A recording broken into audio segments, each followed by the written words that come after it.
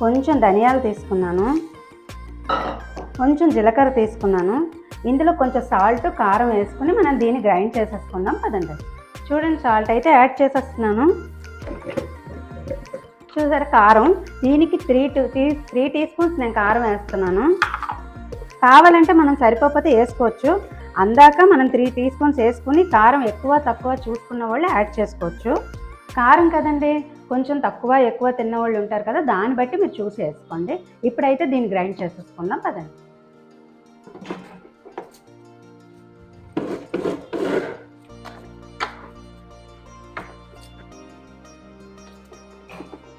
చూసారా, ఇది నలిగిపోయింది. ఇప్పుడు దీన్ని మనం వేగించుకుందాం. దీనికి ఒక సింపుల్ ట్రిక్ చెప్తానండి. మనం కాజు తీసుకుంటున్నప్పుడు యాడ్ చేసుకోక ముందు మనం కొంచెం నేతితో కాజుని వేగించుకున్నాక